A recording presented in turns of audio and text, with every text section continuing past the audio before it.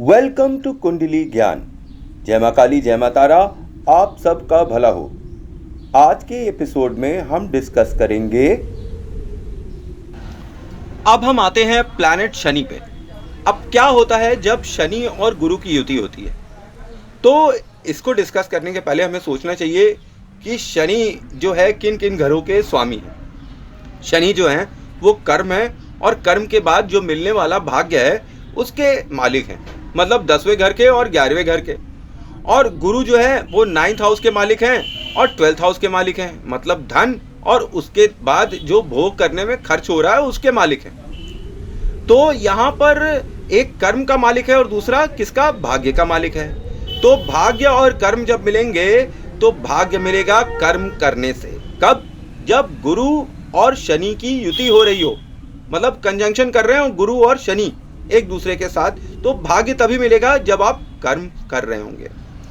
और जो फल का खर्च होता है, मतलब गुरु का जो हाउस 12th होता है, वो आप किस तरीके से जो फल मिल रहा है उसको खर्च कर रहे हैं वो दिखाता है। अब सपोज करिए 12th हाउस में बुध आ गया है, तो ये नीच का बुध हो जाएगा, फिर यहाँ पे बुरे परिणाम देगा बुध 12th हाउस में। राहु यहाँ पर नीच का परिणाम देगा, भले ही इसका अपना घर है। केतु यहाँ पर उच्च का हो जाता है, क्योंकि ये गुरु का घर है ना, तो गुरु के घर में केतु हमेशा उच्च का हो जाता है। 9th हाउस में भी केतु उच्च का है, याद रखिएगा। केतु यहाँ पे बुरे परिणाम नहीं देगा गुरु की वजह से, अनलेस एंड अनटिल गुरु पीड़ित हैं आपकी कुंडली में। तो यहाँ गुरु जब स्वयं पहुंचते हैं तो ये उच्च के हो जाते हैं, और शुक्र भी यहाँ पर उच्च के हो जाते हैं, एग्जॉल्टेड हो जाते हैं। ठीक है, ऐसे यहाँ पर कोई भी ग्रह आए तो उसका बाजा बज जाता है, जैसे कि मैंने अभी आपको बताया ही। लेकिन गुरु और शुक्र यहाँ पर उच्च के हो जाते हैं, केतु भी यहाँ पर उच्च के हो जाते हैं। और भाग्य क्या है?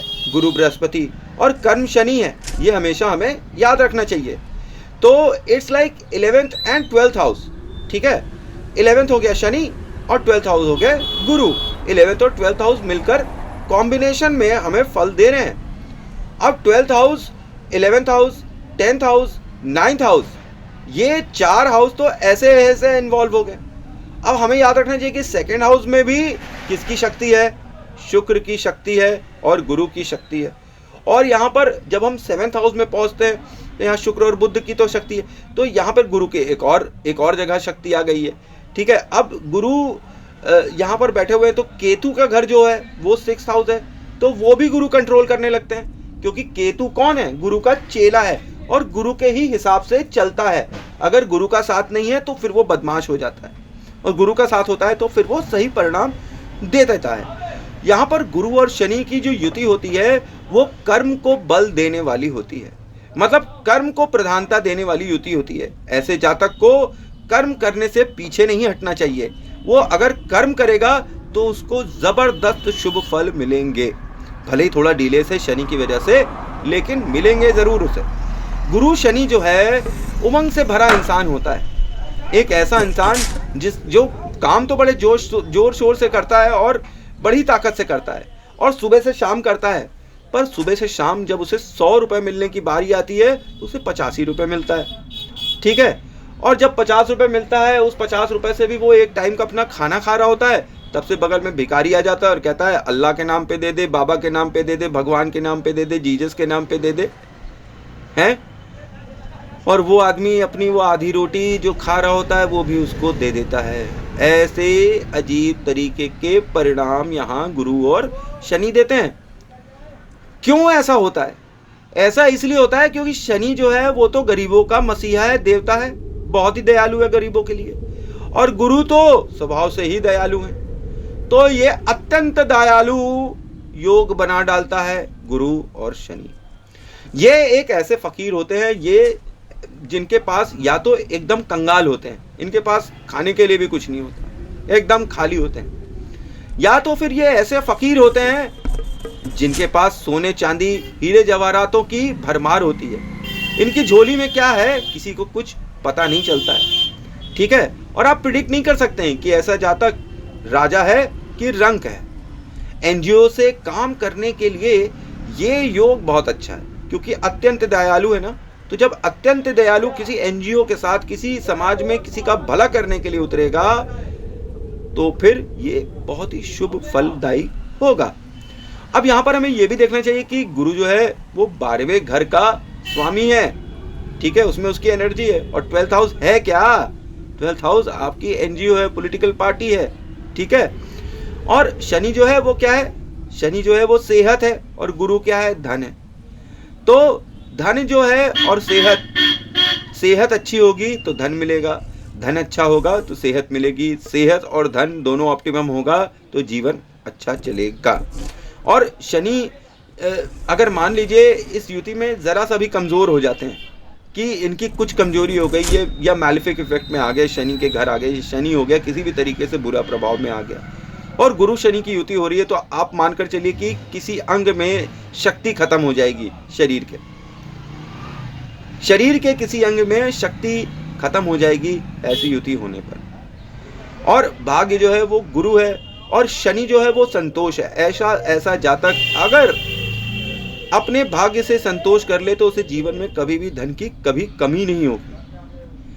अच्छा, ये जातक जो है, क्योंकि गुरु तो इगोस्टिक है, ठीक है, अपने ज्ञान पे उसको बहुत घमंड है, और शनि किसी की मदद नहीं लेता, वो कर्म का देवता है, तो ये जातक को अत्यंत स्वाभिमानी बना देती है। ये अत्यंत स्वाभिमानी योग भी कहलाता है।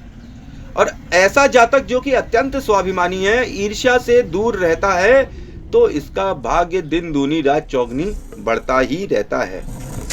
अच्छा, मान लीजिए कि गुरु और शनि की युति हो रही है और कोई थर्ड प्लैनेट कंजंक्शन में आ जाए इसके, तो उसी प्लैनेट की तरह ये युति फल देने लगेगी, समझ रहे? और यहाँ पर मैं आपको बता दूं कि कई बार गुरु जब प्रभावी हो जाता है तो आदमी यहाँ पर मुफ्त की खाने की सोचने लगता है कि हराम का मिल जाए और मैं खा लूं। तो ऐसा जातक जिसकी जन्म कुंडली में गुरु और शनि की युति हो रही है और वो मुफ्त के खाने की सोच रहा है, तो उसके केतु पर जरूर प्रभाव पड़ेगा, क्योंकि फिर यहाँ पर गुरु तो मैलिफिक इफेक्ट दे ही रहे हैं, तो केतु क्यों पीछे रहेगा? जब गुरु दे रहा है तो चेला भी देगा, केतु भी देगा। केतु कौन है यहाँ पर? केतु आपकी स्वयं की संतान है। तो जिसकी भी कुंडली में गुरु और शनि की युति हो रही है उससे पूछना चाहिए कि आपके बच्चे की सेहत कैसी चल रही है। अगर वो कहे कि खराब चल रही है तो मानकर चलना चाहिए कि उसकी गुरु और शनि की युति बुरे परिणाम देने वाली है। और अगर वो सही चल रही है, मतलब उसके जातक के बच्चे की सेहत अच्छी है और कुछ नहीं हो रहा है उसे, तो इसका मतलब ये फल अच्छे मिल रहे हैं यहाँ शनि और गुरु के द्वारा। पर अनफॉर्चुनेटली ज़्यादातर के केसेस में जिनकी भी कुंडली में गुरु और शनि की युति होती है उनके बच्चे बहुत बीमार होते हैं। अब आपको ये सोचना चाहिए कि गुरु और शनि होते कौन हैं? ये या तो भिखारी होते हैं या अत्यंत धनवान होते हैं, ठीक है। आई होप आपको मेरी इन्फॉर्मेशन अच्छी लग रही होगी। Thanks for watching. जय मां काली, जय मां तारा, आप सबका भला हो।